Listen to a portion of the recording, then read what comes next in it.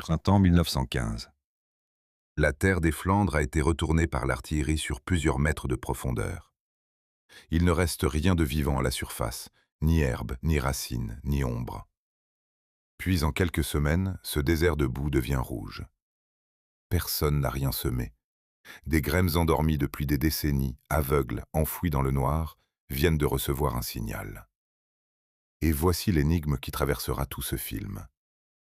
Dans votre cerveau existe une serrure qu'une fleur des champs sait ouvrir. Or, l'évolution ne fabrique jamais de serrure sans clé. Quelle est donc la vraie clé, celle qui n'a rien de végétal? Et pourquoi dort-elle en vous? Bonjour, ici Augustin Delacroix, et vous regardez Les Silencieux, la série consacrée aux plantes et aux champignons. Aujourd'hui, le pavot. Une fleur de papier, qui vit 2 jours et meurt au premier coup de vent, a fait envoyer des flottes de guerre, refonder la médecine, et poser à la science une question qu'elle a mis 1 siècle et demi à résoudre. Voici comment. La tige tremble. Depuis des heures, quelque chose se prépare à l'intérieur du bouton, et rien encore ne se voit de l'extérieur. Le bouton du pavot pend vers le sol, tête baissée, comme épuisé. Ce n'est pas une faiblesse, c'est une architecture. Un bouton renversé ne retient ni la pluie ni la rosée. L'eau glisse sur sa surface hérissée et tombe sans jamais atteindre l'intérieur. Pendant des semaines, la plante a protégé son unique trésor de cette manière, en le tenant à l'envers. Puis, souvent au cours d'une seule nuit, le pédoncule se redresse. Lentement, sans un bruit, sur quelques heures à peine. Filmé en accéléré, le geste est saisissant. Le bouton lève la tête. Et à cet instant précis, la plante fait une chose que presque aucune autre ne se permet. Elle jette son emballage. Le bouton est enfermé dans 2 sépales épais, verdâtres, souvent couverts de soie rude. Chez la plupart des fleurs, les sépales restent en place toute la vie de la corolle et forment cette petite coupe verte que l'on voit sous les pétales. Le pavot, lui, s'en débarrasse. Au moment de l'ouverture, les 2 sépales se disjoignent, basculent et tombent au sol. La plante ne les retient pas une seconde. Les botanistes parlent d'un calice caduc. Le pavot est l'une des rares fleurs qui expulse sa propre armure à la seconde même où elle devient vulnérable. Ce qui apparaît alors ne ressemble pas encore à une fleur. Les pétales ne sont pas pliés selon des lignes nettes, comme chez d'autres espèces qui savent se ranger avec méthode. Ils sont froissés, chiffonnés, exactement comme une feuille de papier qu'on aurait roulée en boule dans un point. Un pavot qui vient de s'ouvrir est toujours ridé, cabossé, comme sorti d'une poche. Et c'est là que commence le travail invisible. Pendant les heures qui suivent, les cellules des pétales se gorgent d'eau. La pression interne monte, le tissu se tend, et les plis s'effacent d'eux-mêmes. Ce phénomène porte un nom, la turgescence. Aucun muscle, aucun geste, simplement de l'eau poussée dans des cellules jusqu'à ce que la matière se tende comme une toile. Le froissement disparaît. La fleur se lisse sous son propre poids et sous sa propre pression, et devient cette chose absurdement parfaite qui va tenir, au mieux, 48 heures. Car il faut le dire dès maintenant, c'est tout ce que le pavot s'accorde. Une fleur de pavot vit 2 à 4 jours, parfois un seul. La plante, elle, a passé des mois à se préparer. Germination, rosette de feuilles collées au sol, accumulation lente des réserves, montée de la tige, formation du bouton. Le cycle complet dure de 90 à 140 jours selon la variété et le climat. Et l'aboutissement de tout cela, le sommet de son existence, tient dans 2 jours. Et voilà l'anomalie sur laquelle il faut s'arrêter. Une structure aussi coûteuse, aussi précise, aussi délicate, construite pour être détruite presque immédiatement. Un objet de luxe fabriqué pour l'instant. Pourquoi une plante qui vit un été investirait-elle tout ce qu'elle possède dans quelque chose d'aussi bref, d'aussi fragile et d'aussi manifestement inutile à sa propre survie? Regardons de plus près ce que la plante a réellement fabriqué. Le pétale de pavot est l'une des structures les plus fines que produise le monde végétal. Son épaisseur se compte en quelques couches de cellules. Quelques couches. Tenez un pétale de coquelicot à contre-jour et il devient presque transparent. La lumière le traverse et le rouge se met à briller de l'intérieur, comme un vitrail. Ce n'est pas une image poétique, c'est de l'optique. Le tissu est si mince que la couleur n'est pas seulement réfléchie, elle est éclairée par transparence. D'où vient ce rouge? De pigments appelés anthocyanes. Ce sont exactement les mêmes molécules qui colorent la myrtille, le chou rouge, le vin rouge et les feuilles d'automne. Les anthocyanes ont une propriété remarquable. Elles changent de teinte selon l'acidité du milieu. En milieu acide, elles virent au rouge. En milieu alcalin, elles basculent vers le bleu ou le vert. C'est pour cette raison que le jus de chou rouge sert d'indicateur coloré dans tous les laboratoires scolaires du monde. Le rouge du pavot n'est donc pas une couleur inerte, c'est une réaction chimique, stabilisée dans un tissu épais de quelques cellules. Mais le pigment ne suffit pas à expliquer la dépense. Car cette fleur n'est pas construite pour durer. Elle n'est pas construite pour résister au vent, à la pluie, au soleil. Elle est construite pour être vue. Et là est toute la logique du pavot. Il ne fabrique pas un organe, il fabrique un signal. Un signal aussi visible que possible, aussi vite que possible, pendant aussi peu de temps que nécessaire. La plante a fait un calcul, au sens évolutif du terme. Fabriquer une fleur solide, épaisse, durable, coûterait cher en matière et en énergie. Fabriquer une fleur d'une finesse extrême, presque immatérielle, coûte peu de matière, mais produit une surface immense et un éclat maximal. Le pavot a choisi la seconde stratégie jusqu'à la caricature. Le minimum de substance, le maximum de visibilité. Les sépales tombent parce qu'ils masqueraient le signal. Les pétales sont froissés parce qu'il fallait faire entrer une vaste surface dans un très petit volume, exactement comme on plie un parachute. Et 2 jours suffisent, parce que 2 jours suffisent à être remarqués. Remarqués par qui? C'est ici que le pavot cesse d'être une plante décorative et devient un instrument. Cette fleur n'est pas belle pour elle-même, ni pour nous, ni pour personne. Elle est un émetteur, réglé avec une précision terrifiante sur la rétine d'un autre organisme. Toute sa forme, toute sa couleur, tout son gaspillage sont accordés à un œil qui n'est pas le nôtre. Et il faut bien comprendre ce que cela signifie. Une plante immobile, sans nerfs, sans yeux, sans cerveau, a construit un objet dont la seule fonction est d'agir à distance sur le système nerveux d'un animal. Elle ne le touche pas, elle ne le poursuit pas, elle l'appelle et il vient. C'est la première fois dans cette histoire que le pavot manipule un système nerveux étranger. Ce ne sera pas la dernière. Le pétale s'est lissé, le rouge est à son maximum, la fleur est ouverte, offerte, éclatante, et le compte à rebours de 48 heures a commencé. Tout l'investissement de la plante repose maintenant sur une seule hypothèse, que quelqu'un, quelque part, verra ce rouge. Sauf que l'insecte pour lequel cette fleur a été construite ne voit pas le rouge. Il ne le voit pas du tout. Pour lui, cet incendie que nous trouvons si spectaculaire n'est qu'une tache sombre, presque noire, au milieu du champ. Une abeille arrive. Elle ne se pose pas sur le bord du pétale. Elle ne tend pas sa langue vers une quelconque réserve. Elle ne fait rien de ce qu'on attend d'elle. Elle tombe. Elle se laisse littéralement chuter à l'intérieur de la fleur, atterrit au milieu du bouquet d'étamines, et là, elle se roule. Elle se vautre, elle se retourne, elle se frotte contre les anthères comme un animal se roule dans le sable. Quand elle ressort, quelques secondes plus tard, elle n'est plus une abeille. C'est une petite masse poudreuse, entièrement couverte, méconnaissable, alourdie par ce qu'elle emporte. Ce comportement est absurde au regard de tout ce que nous croyons savoir des fleurs. L'abeille est censée boire. Ici, elle ne boit rien. Et elle est venue quand même, attirée par une couleur qu'elle est incapable de percevoir.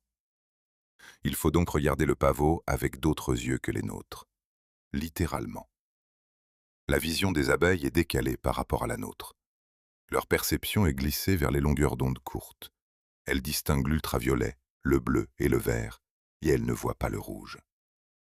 Cette phrase mérite d'être répétée, parce qu'elle défait tout ce que suggère l'apparence. Pour une abeille, une fleur rouge est une tache sombre, presque noire, un trou dans le paysage. Le rouge éclatant du coquelicot, ce rouge qui a inspiré des poètes, des peintres et des monuments funéraires, n'existe pas dans l'univers de l'insecte qui le pollinise. Nous avons donc, au premier abord, une contradiction complète. Une fleur qui a tout sacrifié pour être vue. Une fleur qui a jeté ses sépales, aminci ses pétales jusqu'à la transparence, épuisé ses réserves, et qui ne se donne que 48 heures. Une fleur dont le message est écrit dans une couleur que son destinataire ne peut pas lire. Sauf que le pavot n'est pas rouge pour les abeilles. Il est rouge pour nous. Voilà le déplacement qu'il faut opérer. Nous avons pris pour le message ce qui n'est qu'un effet secondaire. Le rouge que nous admirons est ce qu'il reste du signal une fois qu'il a traversé notre œil à nous. Un œil pour lequel il n'a jamais été conçu. Le vrai message est ailleurs, dans une partie du spectre que nous ne pouvons ni voir, ni même imaginer. Les pétales du pavot réfléchissent fortement l'ultraviolet. Dans la vision de l'abeille, la fleur n'est pas sombre, elle est brillante, saturée, lumineuse, d'une couleur que nous n'avons pas de mots pour nommer, parce que nous n'avons pas de cellules pour la capter. Là où nous voyons un incendie rouge, l'insecte voit une lampe allumée en plein jour. Et cette lampe a une cible peinte au centre. Chez de nombreux pavots, la base des pétales est marquée d'une zone franchement noire ou pourpre foncé. Sur la fleur ouverte, ces 4 taches se rejoignent et forment un anneau sombre autour du cœur, exactement à l'endroit où se trouvent les étamines et le pollen. Les botanistes appellent cela un guide de nectar, terme un peu trompeur mais consacré. Ce sont des marques d'orientation, un balisage. Elles ne disent pas à l'insecte que la fleur est là, elles lui disent où se poser, précisément. Photographiée avec un appareil sensible à l'ultraviolet, la fleur devient méconnaissable. Un disque éclatant, cerné de zones concentriques, avec un centre noir. Une cible. Non pas une image poétique de cible, mais une véritable cible, avec ses anneaux et son point de visée, tracé par une plante qui n'a jamais vu ce qu'elle dessinait. Et c'est ici que le paradoxe se retourne une seconde fois, plus profondément. Car si le pavot construit un dispositif d'atterrissage aussi précis, il devrait y avoir, au bout de la piste, une récompense qui le justifie. Un fleuve de sucre, une réserve de nectar. Le contrat classique, celui que nous croyons universel. La fleur nourrit, l'insecte transporte. Or, le pavot ne donne presque rien à boire. Le coquelicot et le pavot somnifère ne produisent pratiquement pas de nectar. Leurs nectaires sont absents ou réduits à presque rien. Il n'y a pas de fleuve de sucre au bout de la piste. Il n'y a rien à boire du tout. Alors une question s'impose, et elle est plus dérangeante qu'il n'y paraît. Un insecte n'est pas sentimental. Il ne visite pas une fleur par admiration. Il fait, à chaque vol, un calcul énergétique implacable. Le trajet coûte, l'atterrissage coûte, le temps coûte. Une fleur qui ne paie pas est une fleur qu'on abandonne. Et l'abandon serait immédiat, à l'échelle de quelques générations d'abeilles. Le pavot devrait avoir été démasqué depuis des millions d'années. Il ne l'a pas été.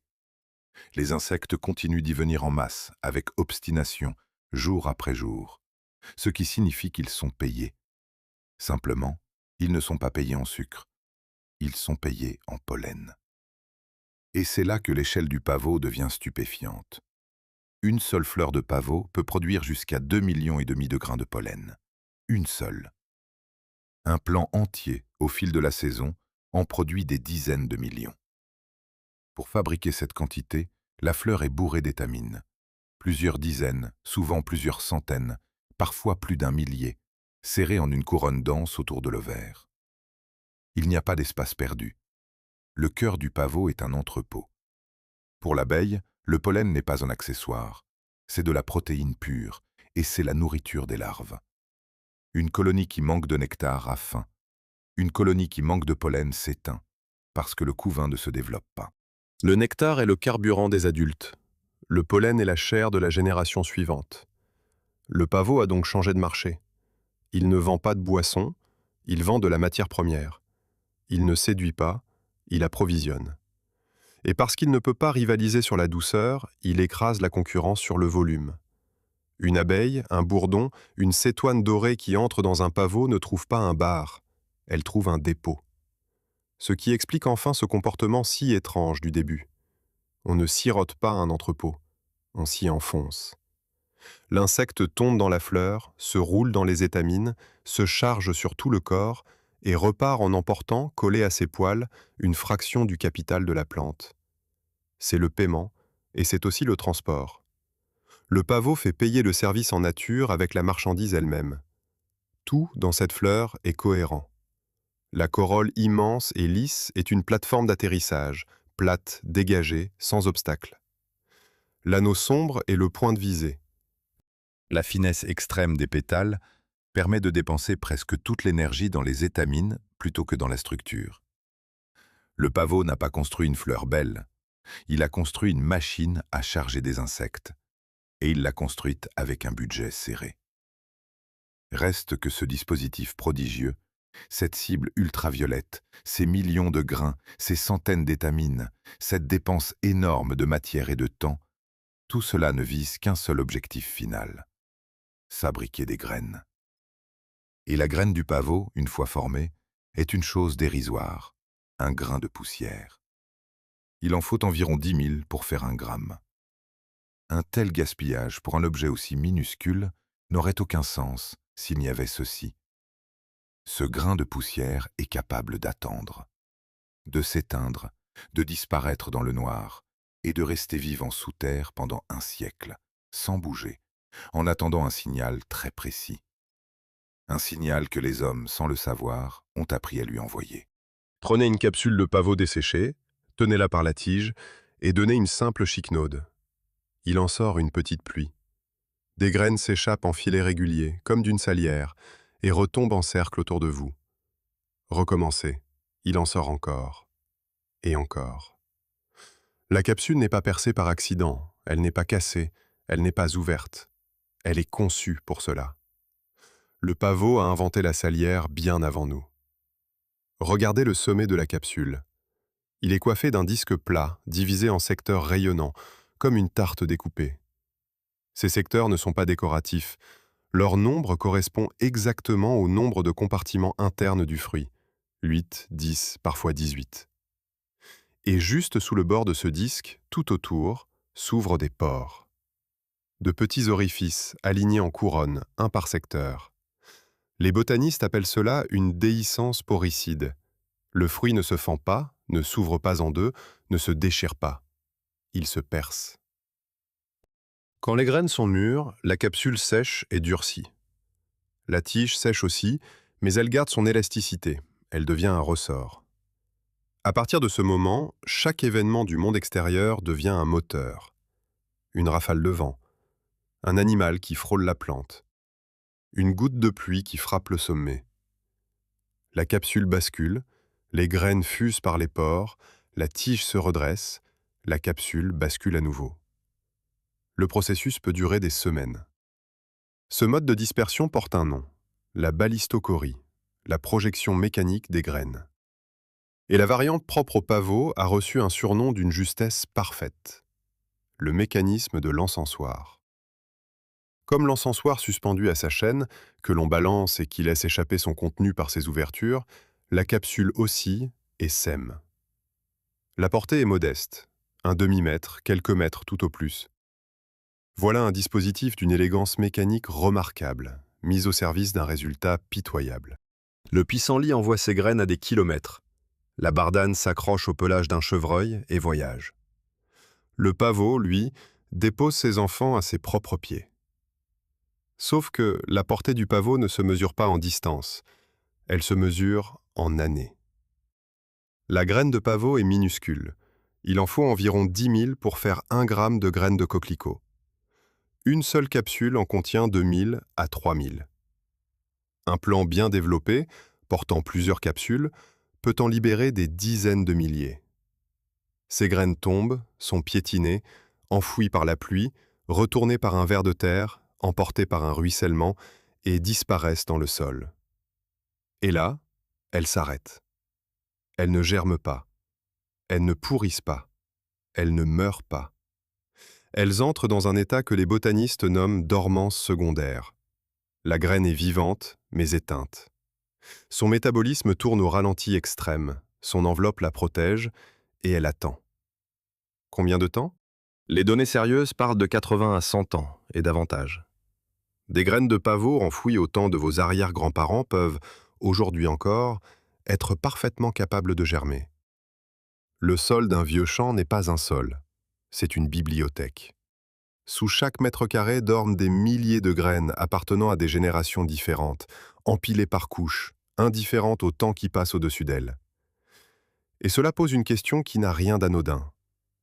Une graine enfouie est aveugle. Elle est dans le noir absolu, sous 1 centimètre de terre. Elle n'a ni œil, ni nerfs, ni cerveau, ni mouvement.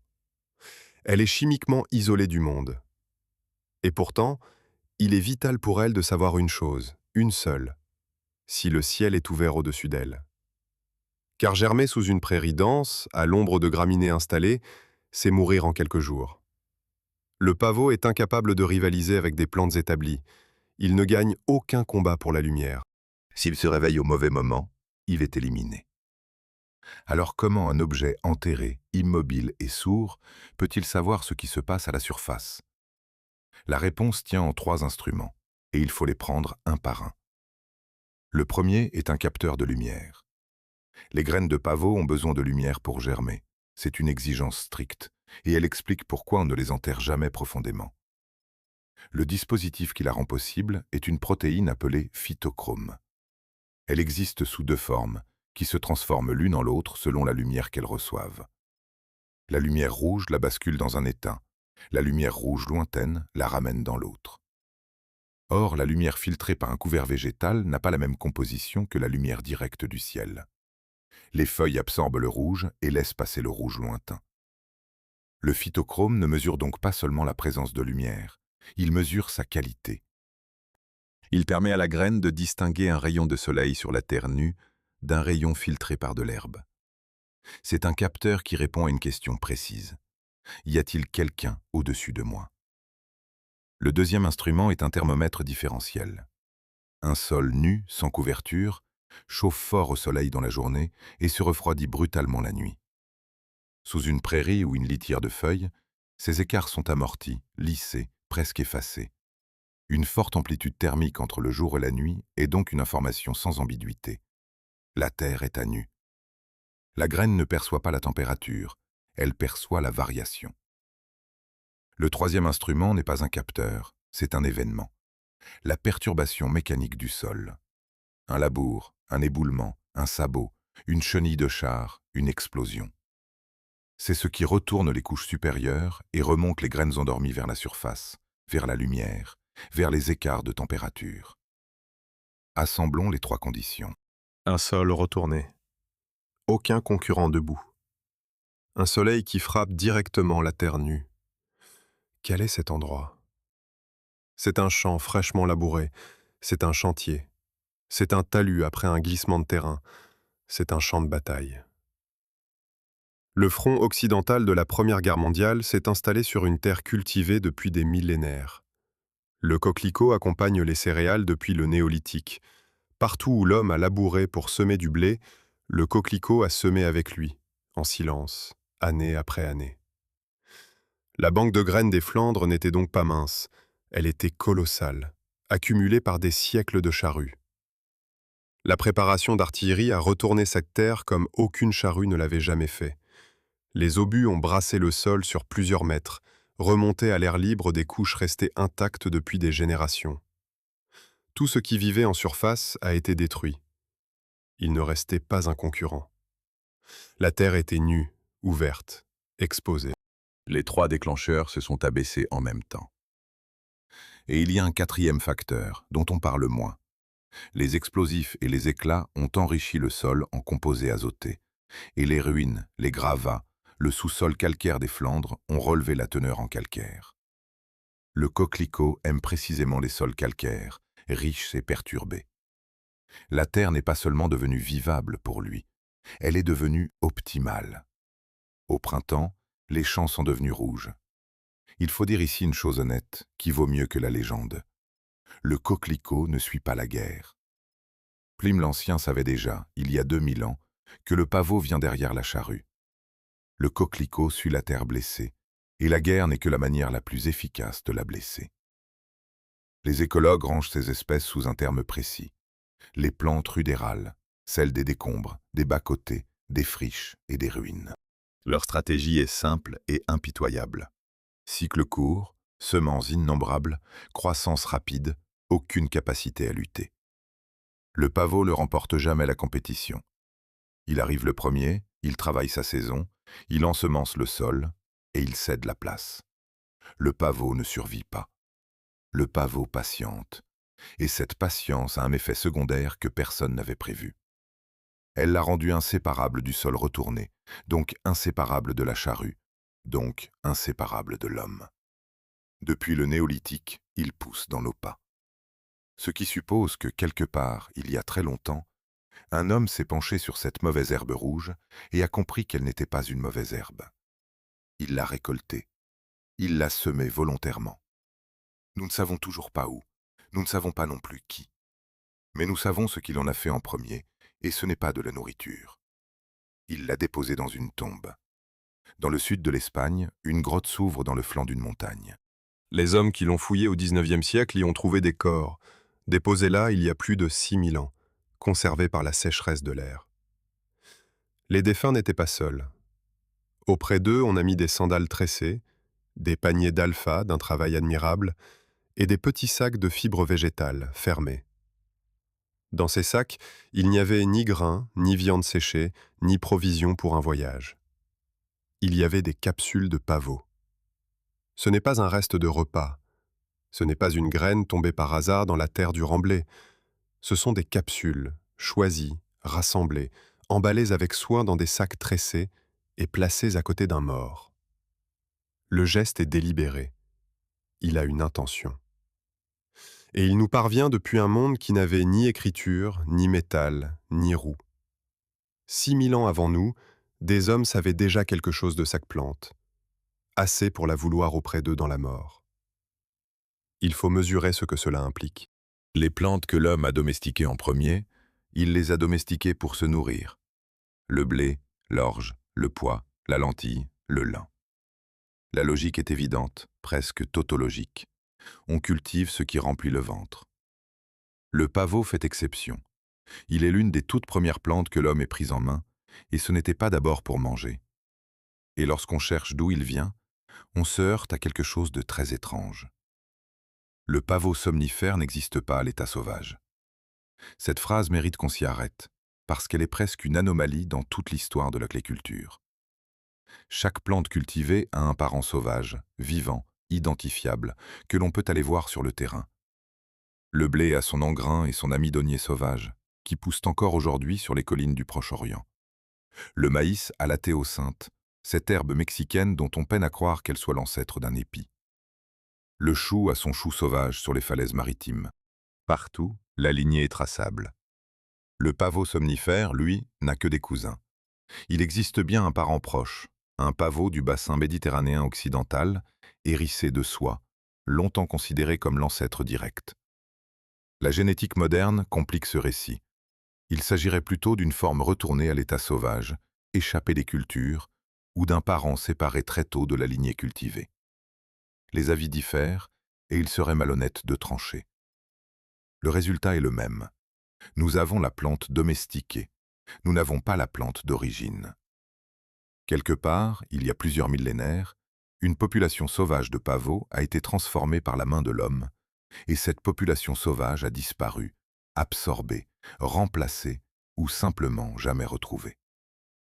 Nous cultivons une plante orpheline, et les premières traces solides de cette culture ne sont pas là où on les attend. Le grand récit de la domestication place tout au Proche-Orient, dans le croissant fertile. C'est de là que le blé, l'orge et le mouton seraient remontés vers l'Europe. Le pavot ne suit pas cette route. Les plus anciennes traces archéologiques fiables se trouvent dans les habitats néolithiques d'Europe occidentale, entre 5000 et 4000 ans avant notre ère. Les villages sur pilotis des lacs suisses et de l'Italie du Nord, les sites de la céramique rubanée. On y trouve des graines de pavot dans les couches d'occupation, mêlées au grain et au lin. Autrement dit, le pavot ne serait pas venu d'Orient vers l'Occident, il aurait fait le trajet inverse. Reste la question que ces sacs de la grotte espagnole ont posée sans y répondre. Pourquoi une plante qui ne nourrit presque personne, qui ne rassasie pas, qui n'a ni fruits charnus ni racines comestibles, a-t-elle été cultivée, transportée, sélectionnée et déposée auprès des morts? La réponse la plus tentante est celle qui circule dans tous les livres. Les Sumériens, dit-on, appelaient le pavot la plante de la joie, et les tablettes qui portent ce mot remonteraient au 3e millénaire avant notre ère. C'est une belle histoire, et elle est fragile. Une partie des assyriologues conteste cette lecture et estime que le signe désigne autre chose. Il en va de même pour un célèbre papyrus médical égyptien vieux d'environ 3500 ans, où l'on mentionne un remède capable d'arrêter les cris d'un enfant. La traduction par pavot est plausible, elle n'est pas démontrée. Mieux vaut dire les choses franchement. Une part de ce que nous croyons savoir sur le pavot ancien est une reconstruction élégante mais mal assurée. Il existe pourtant un objet devant lequel toute ambiguïté cesse.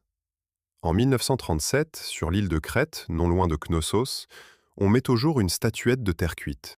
Elle date de la fin de l'âge du bronze, autour de 1300 ans avant notre ère. Une femme, les bras levés dans un geste rituel. Son visage est étrange, les yeux clos, l'expression absente, détachée, comme retirée du monde. Sur sa tête, un diadème, et dans ce diadème sont plantées 3 capsules de pavot. Elles sont modelées avec un soin d'orfèvre, reconnaissables sans hésitation possible. Mais le décisif n'est pas là. Le décisif, ce sont les entailles. Chaque capsule porte des incisions, nettes, régulières, disposées sur le flanc du fruit. Une entaille sur une capsule de pavot n'est pas un ornement, c'est un geste technique. C'est ce que l'on fait lorsqu'on veut recueillir le suc laiteux qui circule dans les parois du fruit. Le sculpteur n'a donc pas représenté un pavot. Il a représenté un pavot que l'on avait exploité. Cela signifie qu'au XIIIe siècle avant notre ère, en Crète, on savait ce que contenait cette capsule. On le savait assez bien pour que le geste soit banal. Et on le savait assez bien pour qu'il entre dans l'iconographie religieuse, sur la tête d'une divinité aux yeux fermés. La déesse au pavot est aujourd'hui au musée archéologique d'Héraclion. C'est peut-être l'objet le plus bavard de tout l'âge du bronze. Autour de la même époque, un autre indice, plus discret, circule sur les mers. Dans l'Égypte du Nouvel Empire, on importe de petites fioles de céramique fabriquées à Chypre. Leur forme est déconcertante. Un corps renflé, une anse fine, un col étroit. Retournez-les. C'est une capsule de pavot inversée, avec sa tige. L'emballage a la forme de son contenu, comme une bouteille de sauce tomate en forme de tomate. Des analyses chimiques menées sur des résidus contenus dans certains de ces vases ont livré des traces d'alcaloïdes du pavot. Le contenant disait la vérité. Nous tenons donc, sans instruments et sans chimie, une conclusion que 3000 ans de silence ne peuvent pas effacer.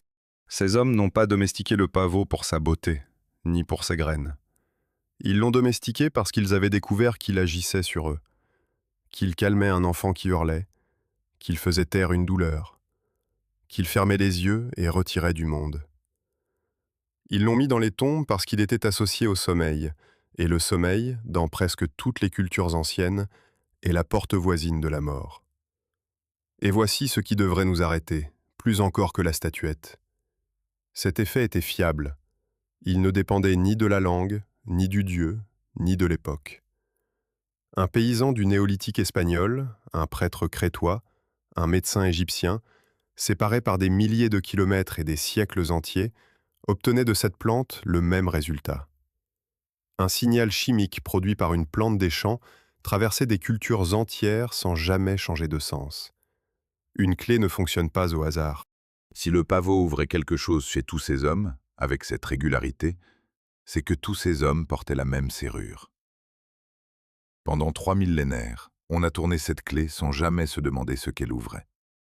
Il a fallu attendre l'arrière-boutique d'une pharmacie allemande et un garçon de 21 ans assez téméraire pour avaler lui-même ce qu'il venait d'obtenir. Ils sont 4 dans la pièce.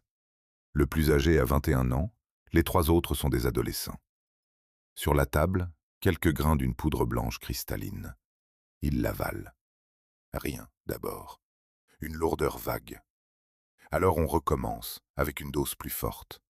Puis une 3e fois. Cette fois, cela vient. Les visages pâlissent. Les nausées arrivent, puis les vomissements. L'un des garçons perd conscience, un autre s'affaisse. La respiration se fait lente, molle, espacée. Le jeune homme qui a préparé la poudre comprend, en quelques secondes, que ce qu'il a fabriqué est en train de les tuer tous les quatre. Il se jette sur le vinaigre. Il en force la gorge des garçons, il en boit lui-même, il provoque des vomissements. C'est probablement ce geste, cette panique lucide, qui leur a sauvé la vie. Le jeune homme s'appelle Friedrich Serturner. Nous sommes au tout début du XIXe siècle, dans l'arrière-boutique d'une pharmacie de Westphalie, et il vient d'isoler la première molécule active jamais extraite d'une plante. Il ne le sait pas encore. Il vient de rendre visible la clé. Serturner n'était pas un savant. Il était né en 1783, près de Paderborn, dans une famille sans fortune, orphelin tôt, apprenti chez un apothicaire de cour. Il n'avait ni chaire, ni laboratoire, ni protecteur. Il avait une arrière-boutique et une question. Cette question, il faut la restituer exactement, parce qu'elle est le véritable point de bascule de toute cette histoire. L'opium fonctionnait, personne n'en doutait. Depuis la Crète, depuis l'Égypte, depuis Dioscoride, on savait qu'il calmait la douleur. Mais il fonctionnait mal. Une préparation soulageait, une autre ne faisait rien, une troisième tuait. La dose qui apaisait hier pouvait arrêter la respiration aujourd'hui. Les médecins vivaient avec cette loterie et la considéraient comme une propriété du produit. Serturner a refusé cette fatalité. Il a émis une hypothèse d'une simplicité brutale. Et si l'opium contenait une seule substance véritablement active, tout le reste n'étant qu'un mélange inerte? Alors la variabilité ne serait pas une malédiction, mais une simple question de proportion. Il suffirait d'isoler cette substance, de la peser et de la doser. Aujourd'hui, cette idée paraît évidente. À l'époque, elle était presque hérétique.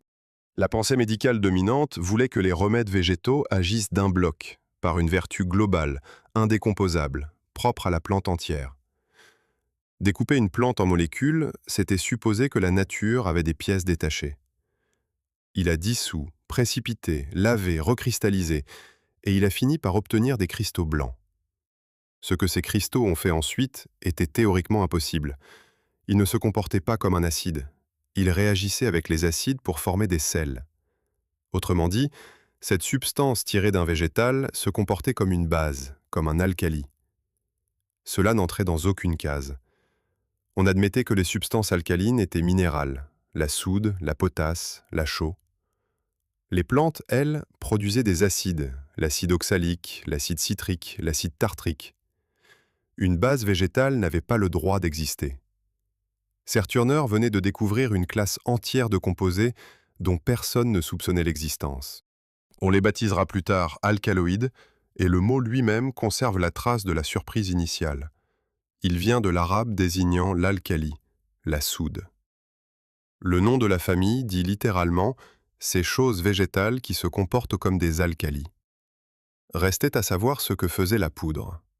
Il n'y avait pas de comité d'éthique, pas de protocole, pas d'essai clinique. Il y avait un jeune homme, 3 camarades et une décision. Il a survécu. Et il a écrit, avec le calme effrayant de ceux qui viennent de frôler la mort, que cette substance agissait sur le système nerveux avec une force extraordinaire et à des quantités infimes. Il l'a appelé morphium, en hommage à Morphée, le dieu des songes. La forme morphine s'imposera plus tard. Il faut comprendre ce qui vient de basculer, car ce n'est pas une découverte parmi d'autres. Avant lui, la médecine travaillait avec des infusions, des décoctions, des poudres de plantes séchées. La concentration du principe actif était inconnue et instable. Le médecin ne prescrivait pas une quantité, il prescrivait un espoir. Après lui, il devient possible d'isoler une substance pure, de la peser, d'en administrer une quantité exacte, exprimée en milligrammes, et d'obtenir le même effet chez un autre patient, dans une autre ville, l'année suivante. La reproductibilité entre en médecine.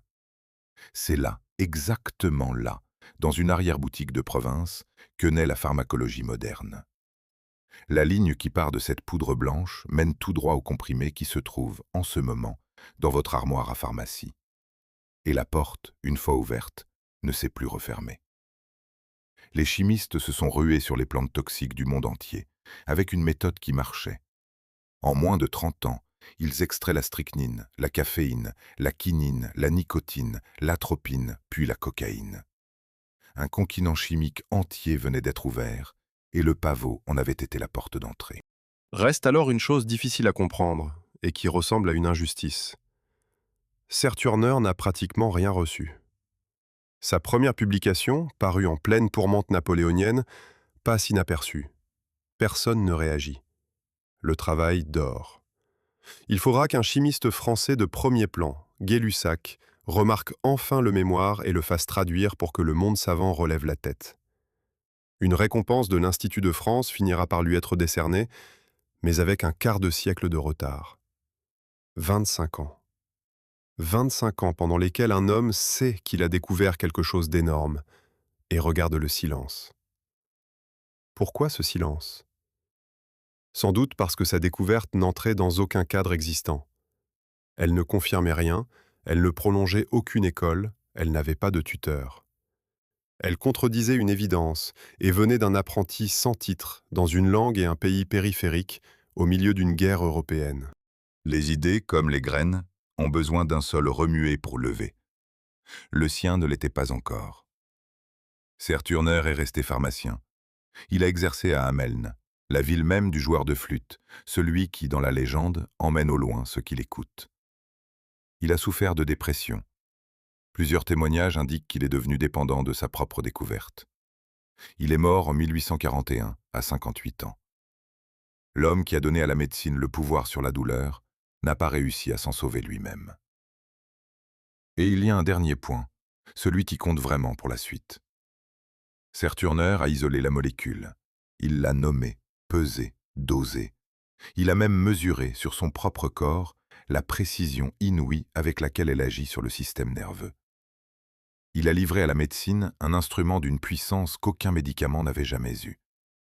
Il n'a pas compris ce qu'il tenait. Car sa poudre blanche pose une question qu'il n'a jamais formulée, et que personne ne formulera avant très longtemps.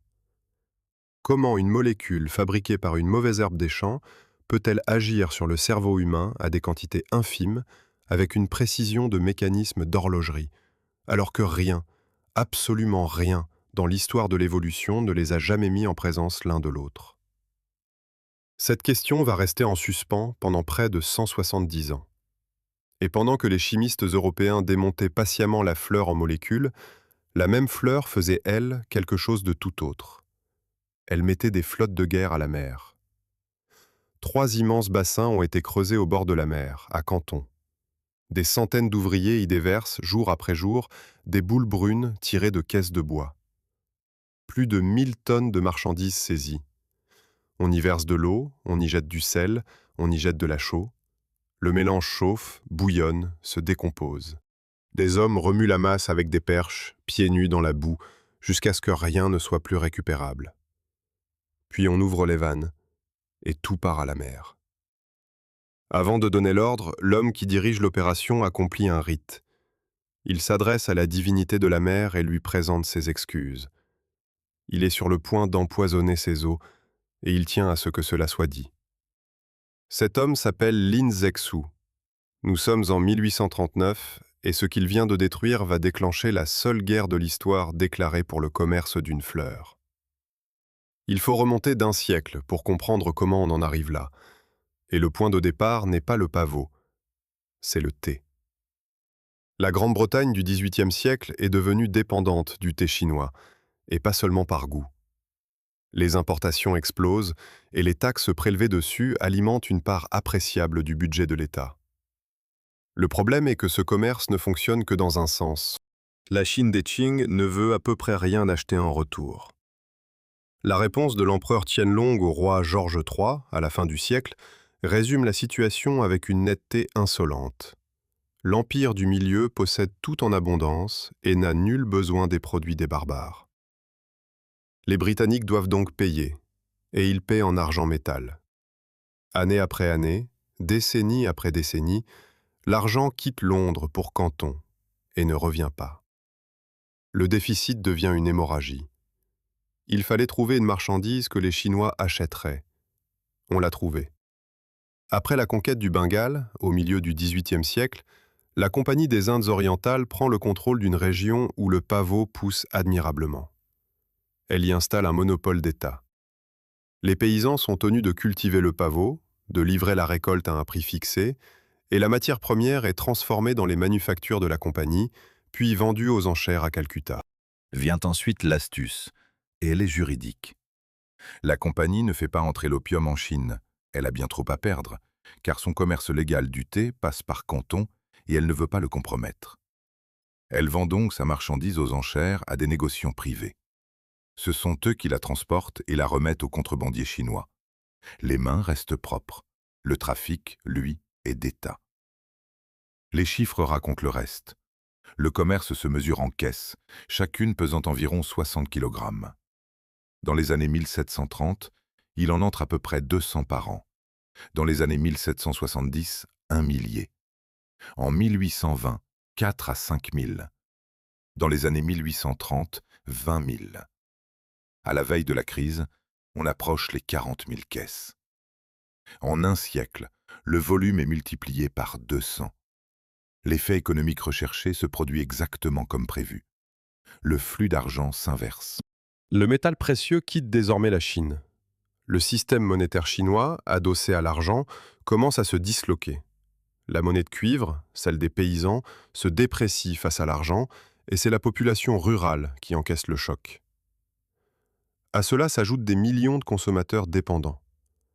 Les estimations varient beaucoup selon les sources, mais on parle de plusieurs millions de personnes, parmi lesquelles des fonctionnaires, des soldats et des officiers. C'est alors que l'empereur Daoguang nomme un commissaire extraordinaire, avec une seule mission, mettre fin à l'opium. Lin Sechou a la réputation d'être absolument incorruptible, et il agit comme tel. Il bloque les comptoirs étrangers, exige la remise des stocks et détruit ce qu'il obtient dans les bassins de chaux. Il fait davantage. Il écrit à la reine Victoria. Sa lettre est d'une logique implacable et sans réplique. Dans votre pays, ce produit est interdit. Vous savez donc parfaitement qu'il est nuisible. Comment pouvez-vous autoriser vos sujets à en empoisonner d'autres peuples? Selon toute vraisemblance, la lettre n'est jamais parvenue à la reine. Londres, elle, ne discute pas de morale. Elle discute de propriété. Des biens britanniques ont été détruits par une autorité étrangère. Le débat au Parlement mérite d'être connu, parce qu'il montre que rien de tout cela n'a été fait dans l'inconscience. Un jeune député, William Gladstone, qui sera 4 fois Premier ministre, monte à la tribune pour dénoncer cette guerre. Il déclare n'avoir jamais eu connaissance d'une guerre dont l'origine fut plus injuste, ni d'une guerre plus faite pour couvrir son pays de honte. Le vote a lieu. 271 voix contre 262. 9 voix. La guerre est décidée à 9 voix de majorité. Ce qui suit n'est pas une guerre, c'est une démonstration de supériorité technique. Le symbole en est un navire, le Némésis. Coque de fer, propulsion à vapeur, faible tirant d'eau, armé de fusées. Il remonte les fleuves, il avance contre le vent et contre le courant. Il manœuvre là où aucun voilier ne peut aller. En face, des jonques de bois à voile. Le rapport de force n'existe pas. Le traité de Nankin, en 1842, ouvre 5 ports au commerce, impose une indemnité de 21 millions de dollars d'argent, démantèle le système de commerce chinois et cède Hong Kong à la Grande-Bretagne. Hong Kong restera britannique jusqu'en 1997. Détail remarquable, l'opium n'est pas mentionné dans le traité. Juridiquement, il demeure illégal en Chine. Dans les faits, le trafic devient impossible à arrêter. Une seconde guerre viendra, une quinzaine d'années plus tard, sur un prétexte mince. L'arraisonnement d'un navire battant pavillon britannique, dont l'enregistrement, soit dit en passant, était expiré. La France s'y joint. Les troupes franco-britanniques marchent sur Pékin. En octobre 1860, l'ancien palais d'été est pillé, puis incendié sur ordre. Des centaines de bâtiments, des jardins, des bibliothèques, des collections entières. Le feu dure plusieurs jours. Victor Hugo écrira une lettre restée célèbre, où il désigne les 2 puissances européennes comme des brigands, et constate que 2 nations se disant civilisées viennent de dévaliser la civilisation. Les traités qui suivent achèvent l'affaire. Ouverture de nouveaux ports, navigation étrangère sur le Yangtze, cession de Kowloon, et enfin la légalisation de l'importation de l'opium. La marchandise pour laquelle on avait fait la guerre devient légale par le résultat de cette guerre. Sur le sens de tout cela, les jugements divergent, et il serait malhonnête de prétendre le contraire. Certains historiens insistent sur la responsabilité impériale britannique, d'autres soulignent le rôle de la contrebande chinoise, de la corruption locale ou la fragilité interne des Qing. Ce qui n'est pas discuté, en revanche, c'est la trace laissée. En Chine, cette période porte un nom, le siècle d'humiliation. Ce n'est pas une expression d'historien, c'est une catégorie active du discours politique chinois contemporain, enseignée à l'école, présente dans la rhétorique officielle. Son point de départ est fixé à la première guerre de l'opium. Le pavot n'est pas une note de bas de page de la géopolitique, il en est un point d'origine. Une dernière ironie clôt le dossier. À la fin du XIXe siècle, la Chine répond au problème par le seul moyen qui lui reste. Elle cultive elle-même, massivement, et finit par supplanter l'importation indienne, devenant le premier producteur mondial. Le commerce anglo-indien, lui, sera progressivement démantelé par un accord, puis abandonné au début du XXe siècle. Il reste, après tout cela, une chose que ni les traités, ni les flottes, ni les bassins de chaux n'expliquent. On ne fait pas la guerre pour du thé. On ne détruit pas 1000 tonnes de marchandises en s'excusant auprès d'un dieu. On ne renverse pas le flux monétaire d'un empire avec un produit ordinaire. Tout cela n'a été possible que parce que des millions d'êtres humains, séparés par la langue, la classe, la religion et le continent, se sont révélés incapables de refuser la même molécule. Le commerce n'a fait qu'exploiter une faille, il ne l'a pas créée. Cette faille n'est pas dans la fleur, elle est dans le crâne. Et pour la voir, il faut d'abord se demander pourquoi une plante immobile, sans ennemi humain, sans intention, fabriquerait une arme aussi précise. En Tasmanie, un agriculteur sort au petit matin inspecter ses champs. Et il trouve ceci. Un wallaby, debout au milieu des pavots, qui tourne en rond. Pas un cercle rapide, pas une fuite, une lente rotation, obstinée, sans direction. À côté, un autre animal titube dans les rangs, la tête basse. Le sol autour d'eux est piétiné en spirale. Les propriétaires de champs connaissent le phénomène depuis longtemps. Les marsupiaux entrent dans les cultures, mangent les capsules et repartent en décrivant des cercles dans le champ. Le fait est suffisamment courant pour avoir été évoqué devant le Parlement tasmanien, ce qui a permis à la presse mondiale de titrer, avec un plaisir non dissimulé, sur des wallabies ivres. L'histoire est drôle. Elle est aussi, si l'on y regarde de près, un échec spectaculaire. Car cette plante n'a pas fabriqué ses alcaloïdes pour amuser les journalistes. Elle les a fabriqués pour tuer, ou du moins pour repousser. Le pavot dépense une part considérable de son énergie à produire une arme chimique destinée à décourager exactement ce genre d'animal. Et l'animal, au lieu de fuir, revient tous les matins. L'arme circule dans un réseau, et il faut le voir pour comprendre le reste. Couper une tige de pavot, entailler une feuille, blesser une capsule encore verte. Un liquide blanc perle immédiatement à la surface. C'est le latex, le suc laiteux. Il ne s'agit pas d'un liquide stocké quelque part, comme dans un réservoir. Il circule dans un système de canaux spécialisés, les laticifères, des tubes qui parcourent la tige, les feuilles et les parois du fruit, et qui s'anastomosent, c'est-à-dire se rejoignent en réseau. La plante est irriguée par une seconde circulation, parallèle à celle de la sève, et dédiée à la défense. Exposé à l'air, ce latex blanc brunit et s'épaissit. Il s'oxyde, il polymérise, il durcit. Une plante blessée referme ainsi sa plaie avec un pansement toxique. Et ce latex n'est pas un produit simple. C'est un cocktail, et la composition en est remarquablement variée. La morphine y domine, à des teneurs de l'ordre de 8 à 14% du latex sec. On y trouve aussi de la codéine, en quantité bien moindre, de la thébaïne, de la papavérine, de la noscapine, en proportion parfois considérable, 5 molécules majeures et une dizaine d'autres à l'état de trace. Chacune coûte cher à fabriquer. Les alcaloïdes sont des molécules azotées, complexes, et l'azote est une ressource rare pour une plante.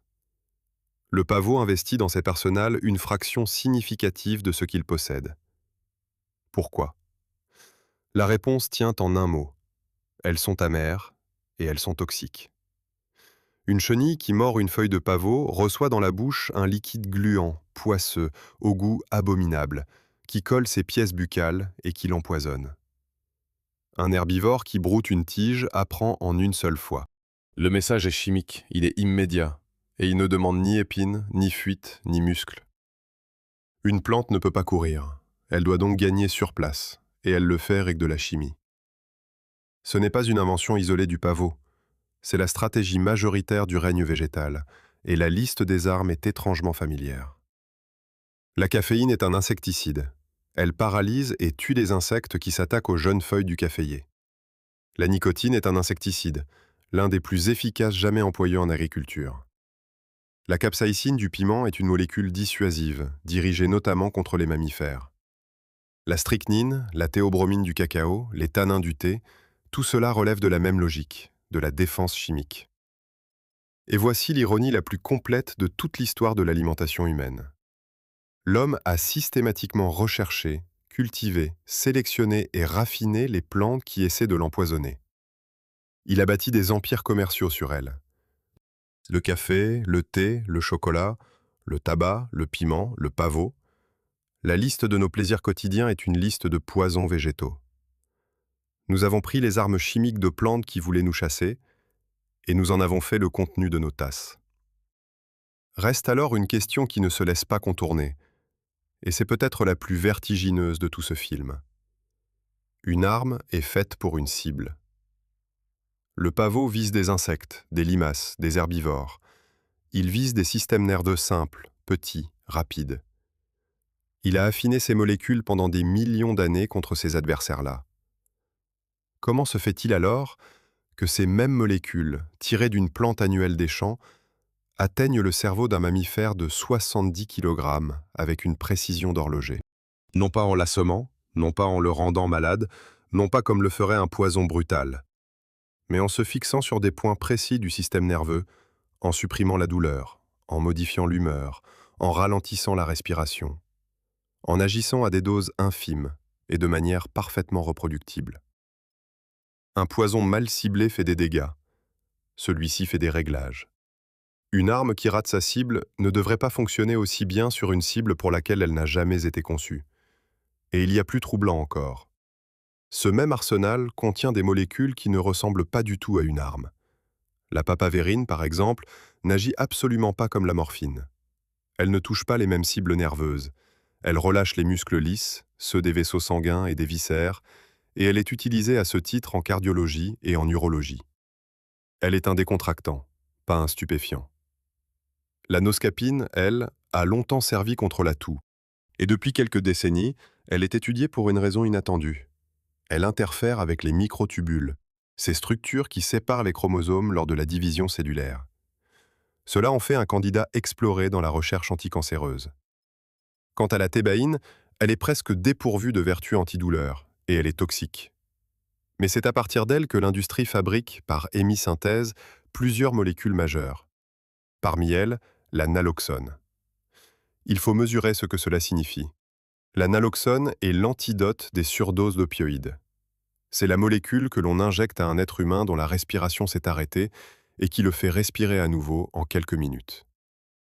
Autrement dit, la plante qui produit la molécule capable d'arrêter votre respiration produit également la matière première de celle qui la relance.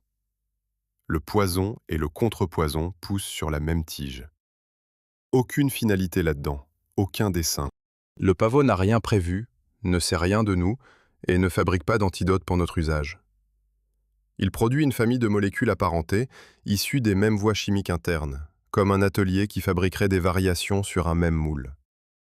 Que l'une de ces variations serve à réanimer un homme est un fait accidentel, un accident dont nous vivons. Mais alors la question se retourne et elle change de camp. Si le pavot n'a pas visé le cerveau humain, si ces molécules sont des armes conçues contre des insectes, si tout cela n'est qu'un accident chimique, alors il n'y a plus aucune raison pour que la morphine fonctionne sur nous. Elle devrait nous rendre malades, désorientés, empoisonnés, comme le ferait n'importe quelle toxine. Elle ne devrait pas se glisser dans notre système nerveux avec cette exactitude, ni éteindre la douleur avec cette élégance, comme si elle savait exactement où appuyer. À moins que ce ne soit pas la molécule qui soit ajustée à nous.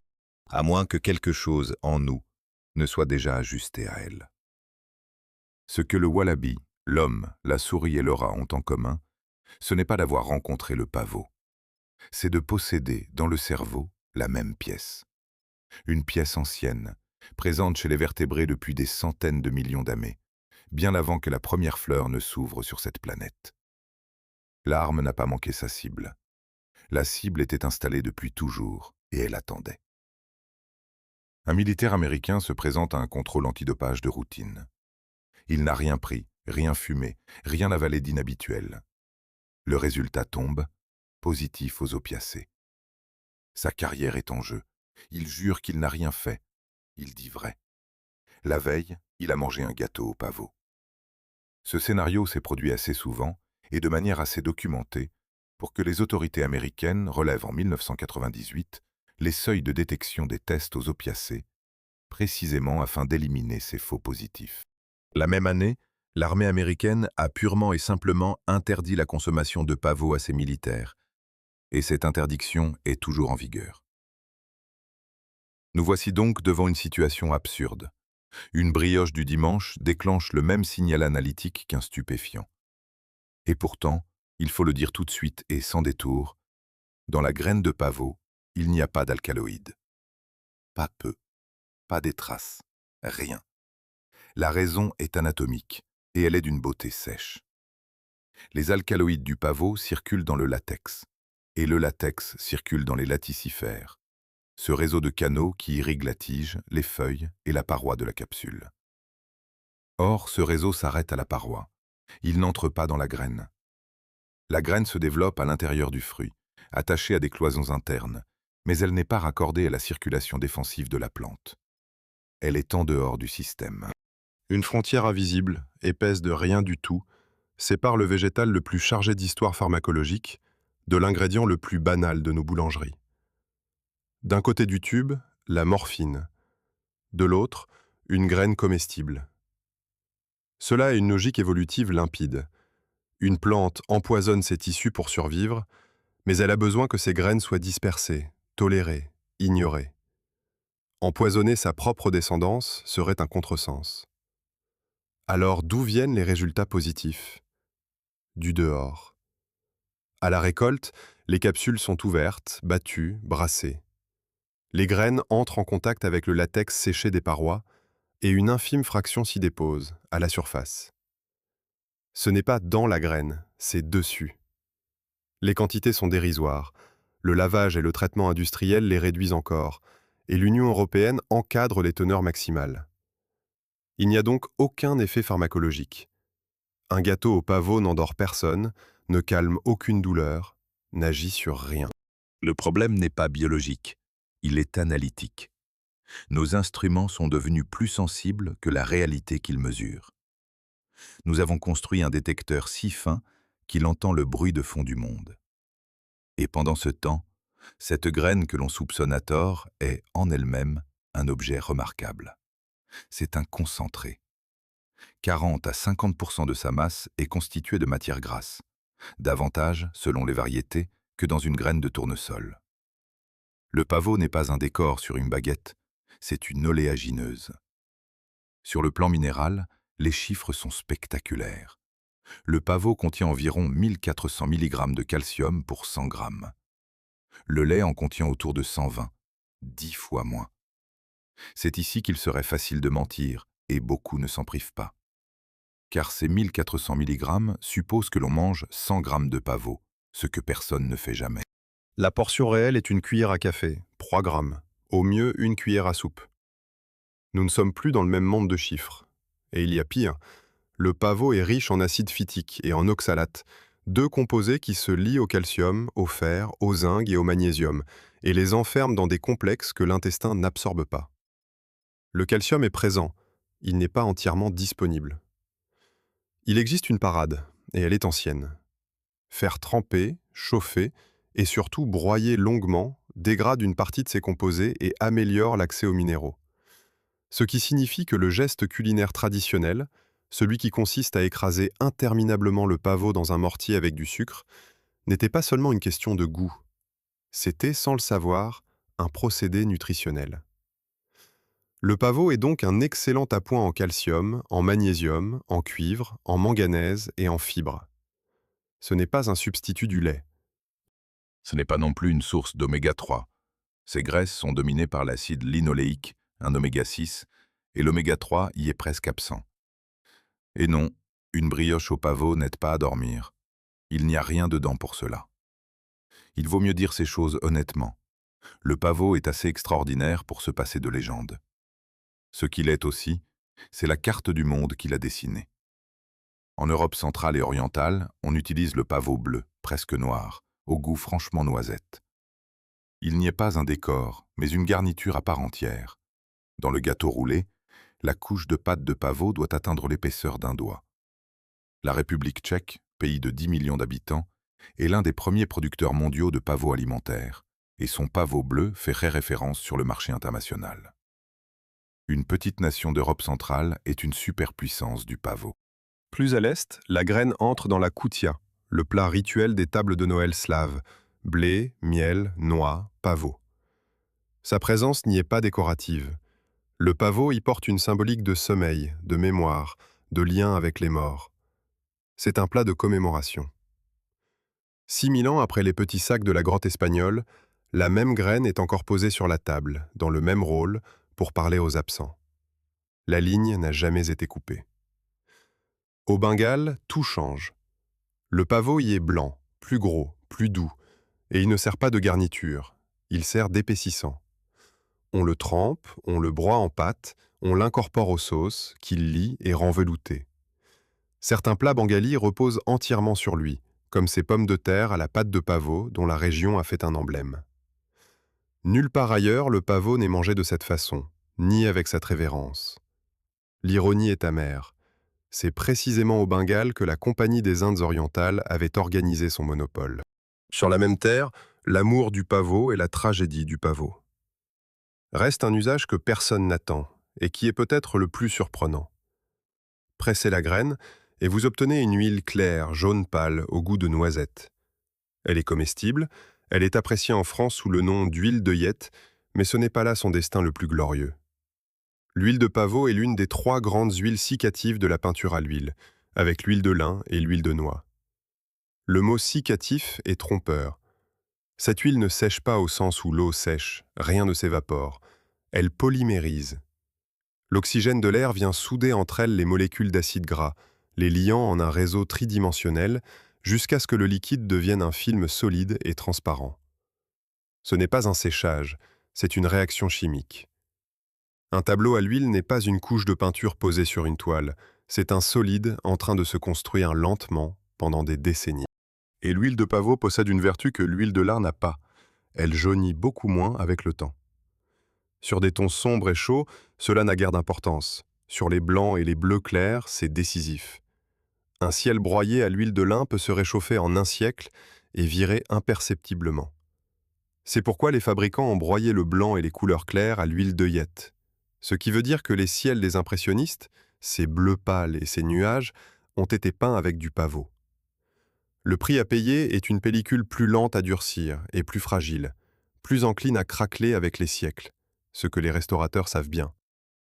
Le pavot est donc présent 2 fois dans la peinture du XIXe siècle, comme motif, sur ces champs rouges peints par Monet, par Van Gogh, par Klimt, et comme liant, invisible, dans la matière même du ciel au-dessus d'eux. Une graine sans défense, sans poison, sans histoire, qui nourrit, qui lie les sauces, qui fixe les couleurs, et qui rejoint les morts sur les tables de fête. Mais tout ce que nous avons vu jusqu'ici, du champ de bataille flamand aux flottes de Canton, appartient à un monde tiède et cultivé. Un monde de labour, de ville, de saisons régulières. Il existe un pavot qui n'a jamais rien connu de tout cela. Ni l'homme, ni la charrue, ni la guerre, ni l'opium. Il pousse à 300 km du pôle, sur un sol qui n'est pas un sol, dans un été qui dure 6 semaines. Et là-bas, où plus aucune fleur ne pousse, il a résolu un problème que nous avons mis des siècles à comprendre. Il n'y a rien ici. Il faut le dire ainsi, sans effet de style. Du gravier, des cailloux fendus par le gel, du sable clair, et sous cette croûte, à quelques dizaines de centimètres, la glace qui ne fond jamais. Pas un arbre, pas un arbuste, pas une touffe d'herbe. Le vent balaie la pierre en continu. L'air est à quelques degrés au-dessus de zéro, en plein mois de juillet, et il gèlera peut-être cette nuit. Et au milieu de ce désert de pierre, posé à même le gravier, il y a une fleur jaune. Une vraie fleur, large, ouverte, avec des pétales fins comme du papier. Elle est là, à 300 kilomètres du pôle Nord, au-delà du 83e parallèle. Il n'existe aucune plante à fleurs plus septentrionale sur cette planète. Plus au nord, il n'y a plus que des mousses, des lichens, des algues. C'est un pavot. Rien dans ce paysage ne devrait permettre cela. Le raisonnement le plus élémentaire l'interdit. Fabriquer une fleur, nous l'avons vu, coûte extraordinairement cher. Il faut de l'énergie, il faut du temps, il faut de la chaleur pour que les réactions chimiques avancent. Ici, la saison de végétation dure 6 à 8 semaines, parfois moins. La température moyenne de l'été se compte en unités de degrés. L'hiver descend à -40 et plonge dans la nuit polaire. Les précipitations sont si faibles que l'Arctique est techniquement un semi-désert. Une plante placée là devrait faire l'inverse, se tasser, renoncer, se réduire à une mousse. Une grande fleur ouverte dans un tel lieu est une aberration économique. Et pourtant elle est là, et elle est jaune, et elle est ouverte. Le premier élément de réponse se trouve sous elle, dans ce qu'on ne remarque pas d'abord. Le pavot arctique ne pousse pas en hauteur, il pousse en coussin. Il forme une rosette de feuilles basses, denses, velues, plaquées contre le sol. Ce n'est pas de la timidité, c'est une construction. Le vent, au lieu de traverser la plante, glisse au-dessus. À l'intérieur du coussin, à ras du gravier, l'air est presque immobile. Et ce gravier sombre, chauffé par le soleil, restitue sa chaleur. Les mesures le montrent. Entre l'air libre à 10 cm du sol et l'intérieur du coussin, l'écart peut atteindre 5 à 10 degrés. La plante ne subit pas le climat arctique. Elle s'est fabriquée un climat à elle, épais de quelques centimètres. Mais ce n'est que le socle. La véritable invention est plus haut, dans la fleur elle-même, et elle est d'un autre ordre. Regardez sa forme. Le pavot arctique n'a pas une corolle plate, étalée comme celle du coquelicot. Il a une corolle creuse, incurvée, en coupe. Les pétales forment une paroi concave, régulière, largement ouverte vers le haut. Cette courbe n'est pas une coquetterie, c'est une parabole. Une surface concave réfléchit les rayons qui la frappent et les renvoie vers un point unique, le foyer. C'est le principe de l'antenne satellite, du miroir de télescope, du four solaire. Un rayonnement diffus arrive sur une grande surface et ressort concentré sur une petite. Et au foyer de cette parabole florale, exactement au bon endroit, se trouvent les étamines et l'ovaire, c'est-à-dire les organes reproducteurs, c'est-à-dire ce que la plante doit à tout prix faire mûrir avant la fin des 6 semaines d'été. Le pavot arctique a construit un concentrateur solaire et il l'a braqué sur ses propres graines. Les mesures le confirment. La température au cœur de la fleur est supérieure à celle de l'air ambiant. Les écarts relevés varient selon les conditions, mais on parle de plusieurs degrés, et certains travaux rapportent des différences de 5 à 8 degrés, voire davantage lorsque le soleil est franc. Il resterait pourtant une faille dans ce dispositif, et elle serait fatale. Un concentrateur solaire orienté vers le ciel ne fonctionne que si le soleil se tient au-dessus de lui. Or, dans l'Arctique, en été, le soleil ne se lève ni ne se couche. Il tourne. Il décrit un cercle complet autour de l'horizon, bas, sans jamais disparaître pendant 24 heures. Un miroir fixe, dans ces conditions, ne recevrait de la lumière utile qu'une fraction du temps. Le reste de la journée, il regarderait le vide. Alors la fleur tourne. Le pavot arctique suit le soleil. Lentement, tout au long du jour polaire, la fleur pivote sur sa tige et maintient sa coupe orientée vers la source. Le phénomène s'appelle l'héliotropisme, ou plus précisément le suivi solaire, et son mécanisme est d'une simplicité remarquable. Les cellules du pédoncule ne croissent pas à la même vitesse des deux côtés. Le côté détourné du soleil s'allonge davantage, ce qui incurve la tige vers la lumière. Il n'y a ni muscles, ni articulations, ni moteur. Il y a une croissance asymétrique, pilotée par la lumière elle-même. Résultat, pendant les 24 heures du jour polaire, la parabole reste braquée sur le soleil, et l'ovaire reste au chaud en permanence. Reste à savoir pourquoi une plante paierait un tel prix pour quelques degrés. Le premier motif est le temps. Les réactions chimiques du vivant sont accélérées par la chaleur. Une graine doit se former, mûrir, se remplir, et elle dispose de 6 semaines. Chaque degré supplémentaire raccourcit le calendrier. Ce n'est pas un confort, c'est une condition de survie. Une graine qui n'a pas fini de mûrir quand l'hiver revient est une saison entière perdue. Le deuxième motif est plus élégant, et c'est peut-être le fait le plus surprenant de tout ce film. Dans l'Arctique, il n'y a presque pas d'abeilles. Les pollinisateurs y sont pour l'essentiel des diptères, des mouches. Et ces mouches ont un problème permanent. Elles ont froid. Un insecte engourdi ne vole pas, ne se nourrit pas, ne se reproduit pas. La chaleur ici est plus précieuse que le sucre. Or, il existe, posé sur le gravier, un petit bol jaune dont l'intérieur est plus chaud que l'air. Les mouches y entrent. Elles s'y installent, elles s'y chauffent. Elles y restent parfois longuement, absorbant la chaleur concentrée par les pétales. Et pendant qu'elles se réchauffent, elles se couvrent de pollen. Elles repartent, elles trouvent une autre fleur chaude, et le pollen voyage. Souvenons-nous du marché conclu par le pavot des champs. Pas de nectar, un paiement en pollen. Ici, il ne paie même plus en pollen, il paie en chaleur. C'est l'un des contrats les plus étranges du monde vivant. Une plante qui n'a rien à offrir, sur une terre qui ne produit rien, a trouvé la seule monnaie qui manque à ses partenaires, et cette monnaie, elle ne la fabrique pas. Elle la capte dans le ciel, la concentre et la met à disposition. Le reste du portrait est à l'avenant. Le pavot arctique est une plante vivace, munie d'une longue racine pivotante qui s'enfonce dans le gravier bien plus profondément que sa silhouette ne le laisse croire. Sa partie visible est minuscule, sa partie enterrée est massive. Il peut vivre des dizaines d'années, rester des saisons entières sans fleurir, accumuler patiemment ses réserves et n'ouvrir sa coupe que lorsqu'un été s'annonce assez clément pour que l'opération en vaille la peine. Il se féconde aussi lui-même, par sécurité, au cas où aucun insecte ne viendrait. Et ses graines sont proportionnellement plus grosses que celles des pavots du Sud, car un jeune plant, ici, n'a pas droit à un départ médiocre. Il faut, pour finir, mesurer ce que cette plante a réellement fait. Elle a construit un microclimat, un concentrateur parabolique, un système de suivi automatique de la source d'énergie et un incubateur thermorégulé pour sa descendance. Ce sont des solutions d'ingénieurs. L'homme a inventé chacune d'entre elles séparément et a déposé des brevets pour chacune d'entre elles. Le pavot les avait toutes, en même temps, sans un seul nerf, sans un seul muscle, sans un gramme de cerveau. Et c'est ici que la boucle se referme, d'une façon presque dérangeante.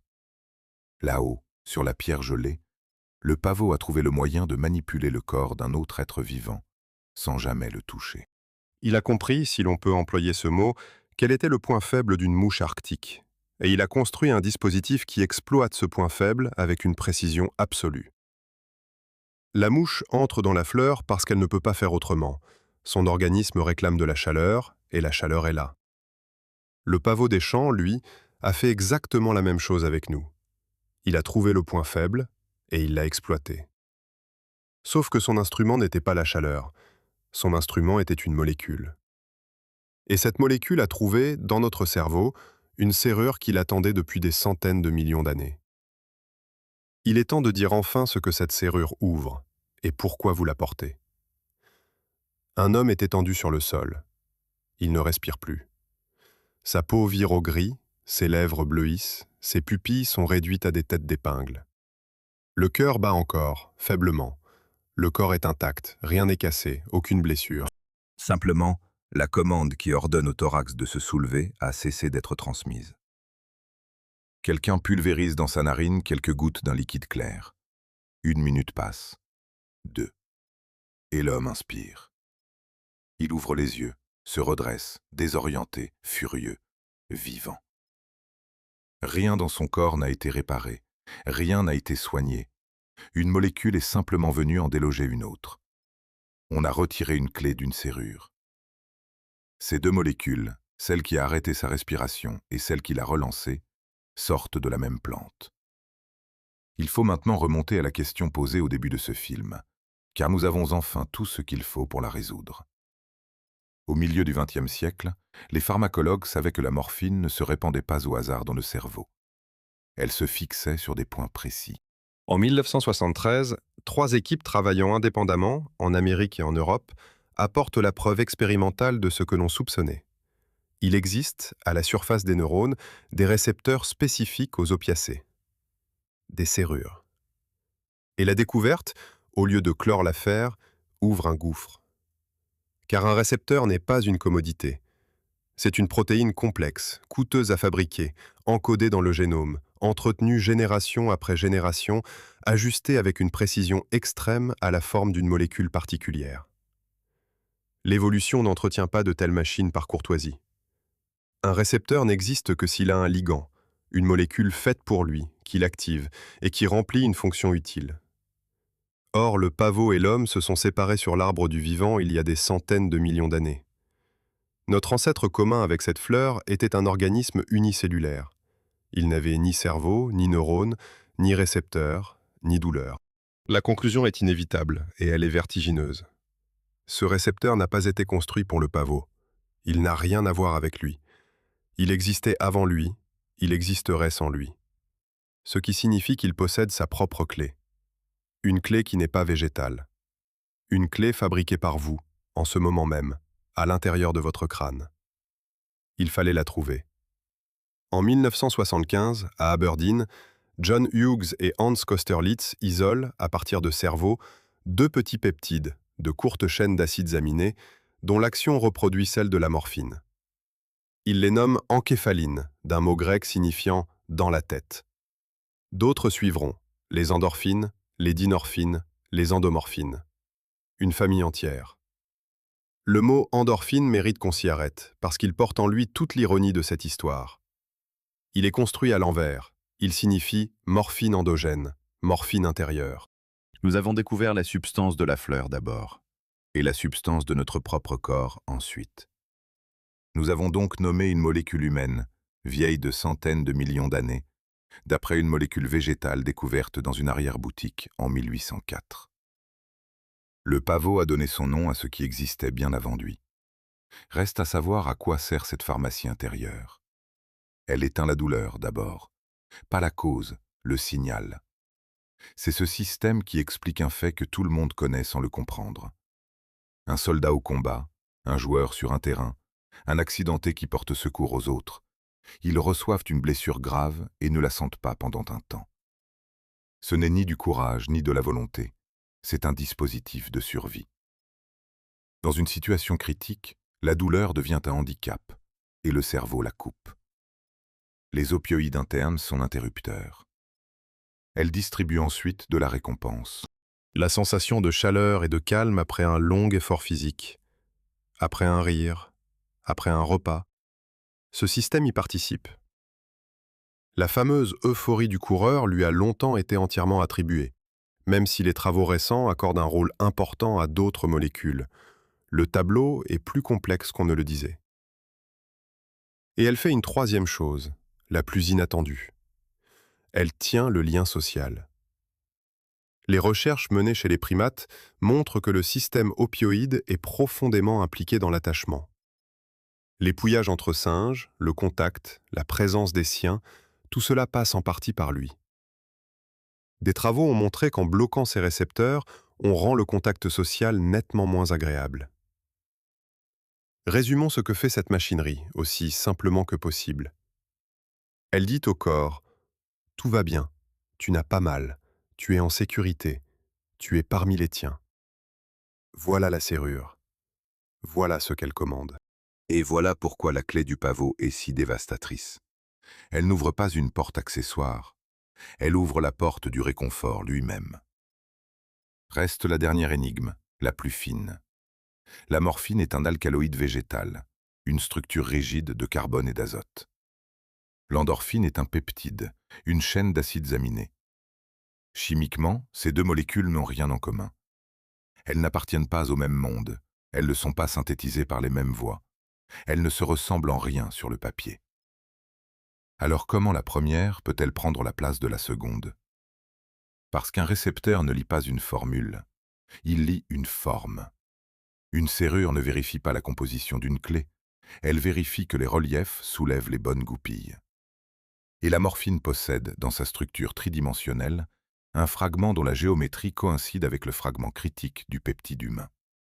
Pas une ressemblance de nature, une coïncidence d'espace. Imaginez un trousseau de clés. La vraie clé de votre porte est longue, dentelée, complexe. Mais un morceau de ferraille ramassé par terre peut, par pur hasard, présenter exactement le relief qui soulève les goupilles. Il ne ressemble pas à une clé, il ne prétend pas en être une. Il coïncide au seul endroit qui compte. Voilà la réponse à la question posée au tout début de ce film. Le pavot n'a jamais visé notre cerveau. Il fabriquait un poison contre des insectes, et il l'a fait pendant des millions d'années sans nous connaître. Nous portions, pendant ce temps, un système nerveux réglé sur nos propres peptides, hérité d'ancêtres qui n'avaient jamais vu de fleurs. Ces deux histoires n'auraient jamais dû se croiser. Elles se sont croisées sur un accident de géométrie. Toute la médecine de la douleur repose sur cet accident. Une part immense des drames humains aussi. Il faut dire la suite sans détour, car c'est la conséquence directe de ce mécanisme. Le cerveau est un système qui cherche l'équilibre. Lorsqu'un signal extérieur puissant vient saturer ses récepteurs, il corrige. Il réduit le nombre de récepteurs, il diminue leur sensibilité, et il baisse sa propre production interne, puisqu'elle semble devenue inutile. Il faut alors davantage de substances pour le même effet. C'est la tolérance. Retirez maintenant la substance. Que reste-t-il? Un cerveau qui a moins de récepteurs, des récepteurs moins sensibles, et une fabrication interne éteinte. Le système qui dit « tout va bien, tu n'as pas mal » n'est pas simplement désactivé, il est cassé. Et l'organisme bascule dans l'exact contraire de chaque effet initial. Là où il y avait analgésie, il y a une douleur diffuse et exacerbée. Là où il y avait apaisement, il y a angoisse et insomnie. Là où il y avait euphorie, il y a un abattement profond. C'est pourquoi il faut le dire clairement. La dépendance n'est pas une question de volonté. C'est un système nerveux physiquement remodelé. Demander à un tel cerveau de simplement se ressaisir revient à demander à un homme dont la jambe est brisée de marcher normalement. Ce n'est pas une excuse, c'est une description. Et c'est de cette description uniquement que peut naître une aide efficace. La même science a d'ailleurs fabriqué le bouton d'arrêt.